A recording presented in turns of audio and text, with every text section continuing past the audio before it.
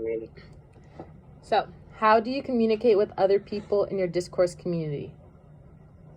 For me, the primary way that I communicate with people in my generation or in my discourse community is Snapchat, Instagram, like the social media platforms that we have these days. And then if I really have to communicate something quick and something fast, then a phone call or a text message is really the primary way that I communicate with everybody else. Okay, cool. Do you believe you have a certain dialect? Yeah, I mean, I think everyone has a certain dialect, regardless of what generation you're in. I think that the generation you are a part of has something to do with the dialect you use on a regular basis, but also the people that you have constant communication with play the most important role. Like, when you talk to your parents, you don't use the same dialect that you use with your best friend or your cousin or your aunt, uncle. It just differs from person to person. Okay. What would you identify as your discourse community?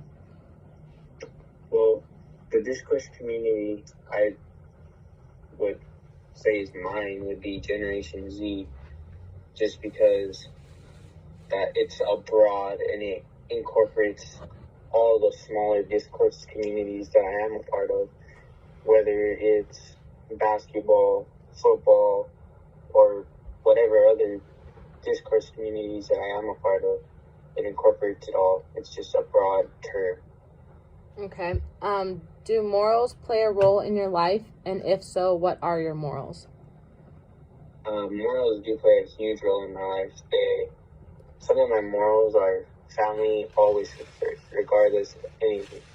If you have a girlfriend or a cousin or an aunt, an uncle, a sister, a best friend, like, family is always going to come first, regardless of who's going against it. If your best friend hates your family, they aren't your best friend. If your teammate on the basketball court hates your family, they aren't your teammate. Because regardless, family's always going to come first for me, no matter who goes against them or if they're right or wrong. I'm going to support them.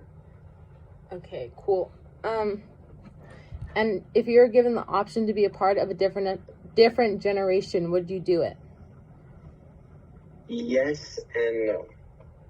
Yes, because I like how not really this generation, more of the beginning of our generation. Mm-hmm. Like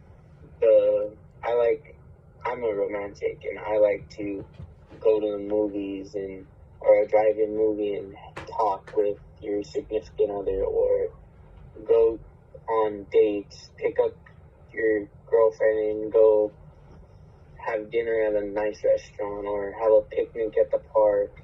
Just the basic things. Like, I think romance has died in this generation, and it's just all about sex, really, is what I think this generation wants the most.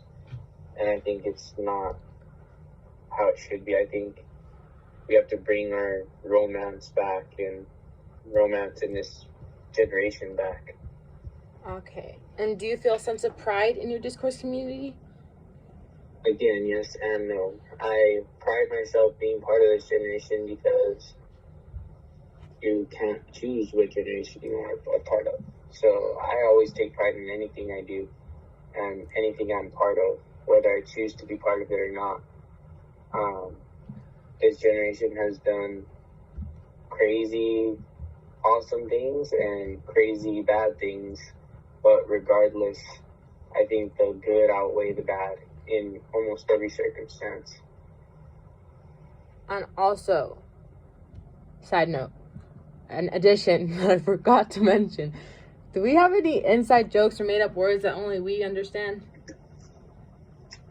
We did, but eventually other discourse communities and other generations eventually picked up on it, like something that used to be primarily teen run and Generation Z run was TikTok or Snapchat or Instagram.